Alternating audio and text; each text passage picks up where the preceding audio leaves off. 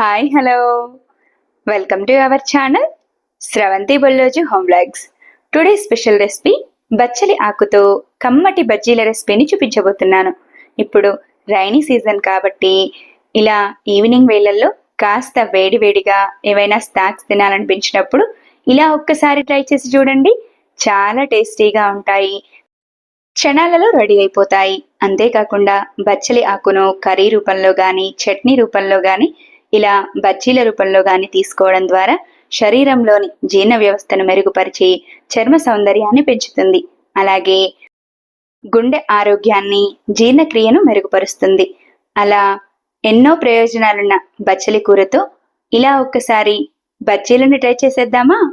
ముందుగా బచ్చలి ఆకు బజ్జీలను ప్రిపేర్ చేయడం కోసం ఇలా మరీ పెద్దగా అలాగే మరీ చిన్నగా కాకుండా వీడియోలో చూపించిన విధంగా మీడియం సైజ్గా ఉన్న బచ్చలి ఆకులను తీసుకోండి. నేను మా పెరట్లో వేసిన చెట్టు నుండి బచ్చలి ఆకులను తెంచుకొని తీసుకున్నాను. మీరు మార్కెట్లో కూడా పర్చేస్ చేసుకొని తీసుకోవచ్చు, కానీ కాస్త మీడియం సైజ్గా ఉన్న బచ్చలి ఆకులను తీసుకోండి.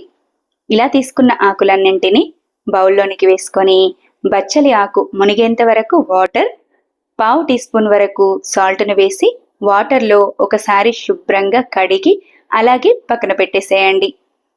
తర్వాత బజ్జీలను ప్రిపేర్ చేయడం కోసం కాస్త వెడల్పుగా ఉన్న బౌల్ని తీసుకొని అందులోకి 1 కప్పు వరకు జల్లించిన శనగపిండి, 1 స్పూన్ వరకు వామను తీసుకొని ఇలా వీడియోలో చూపించిన విధంగా బాగా ప్రెస్ చేస్తూ నలిపి పిండిలోనికి వేసుకోండి.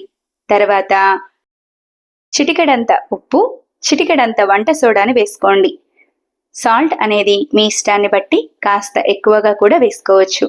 ఇలా సాల్ట్ను వేసుకున్న తర్వాత కొద్ది కొద్దిగా వాటర్ని పోసుకుంటూ స్పూన్తో కానీ విస్కర్తో కానీ పిండి మొత్తం కలిసేలా బాగా కలుపుకోండి.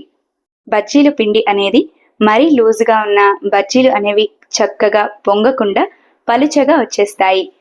కాబట్టి ఇలా వీడియోలో చూపించిన విధంగా మాత్రమే కొద్ది కొద్దిగా వాటర్ని వేసుకుంటూ చక్కని రిబ్బన్ కన్సిస్టెన్సీ వచ్చేంత వరకు కలుపుతూ ఉండండి.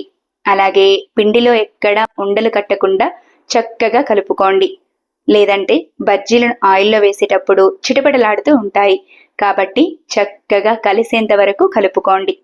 పిండి ఇలా ఎక్కడ లంప్స్ లేకుండా చక్కగా కలిసిన తర్వాత ఒక బచ్చలి ఆకును తీసుకొని ఇలా రెడీ అయిన పిండిలో డిప్ చేసి చూడండి.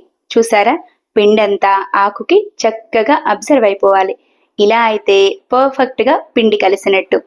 తర్వాత వేడిగా ఉన్న ఆయిల్లోనికి ఒక్కొక్కటిగా బజ్జీలను వేసుకుంటూ స్టవ్ని మీడియం ఫ్లేమ్లో ఉంచి మాత్రమే కలుపుతూ ఫ్రై చేసుకోండి.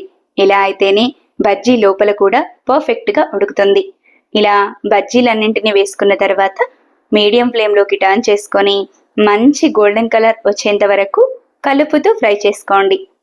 ఇలా చక్కగా ఫ్రై అయిన బజ్జీలన్నింటినీ ప్లేట్లోనికి తీసుకోండి. అంతే, సింపుల్గా టేస్టీగా బచ్చలి కూరతో కమ్మటి బజ్జీలు రెడీ. అయితే బజ్జీ మిర్చిలాగా బచ్చలి ఆకులు కారంగా ఉండవు కాబట్టి 4 నుంచి 6 పచ్చిమిర్చిని మధ్యగా కట్స్ పెట్టుకొని బచ్చలి ఆకు బజ్జీలతో సహా ఫ్రై చేసుకొని తీసుకోండి. ఇలా వేడి వేడిగా రెడీ అయిన బజ్జీలను ఫ్రై చేసిన పచ్చిమిర్చితో సర్వ్ చేసుకుంటే చాలా టేస్టీగా ఉంటుంది. పిల్లలు కానీ పెద్దవాళ్ళు కానీ ఎంతో ఇష్టంగా తింటారు. సింపుల్గా టేస్టీగా కమ్మటి బజ్జీలను ఎలా ప్రిపేర్ చేయాలో చూశారు కదూ. నా వీడియో కనుక మీకు నచ్చినట్టయితే లైక్ చేయండి. ఇలాంటి మరెన్నో ఇంట్రెస్టింగ్, టేస్టీ, హెల్దీ రెసిపీస్ కోసం నా ఛానల్ని సబ్స్క్రైబ్ చేయండి. మీరు కూడా సాయంత్రం వేళల్లో ఇలా ఖచ్చితంగా బచ్చలి ఆకుతో కమ్మటి బజ్జీలను ప్రిపేర్ చేసుకొని ఎలా వచ్చాయో కామెంట్ చేయండి. Thanks for watching. Wait for new recipe daily 6 AM.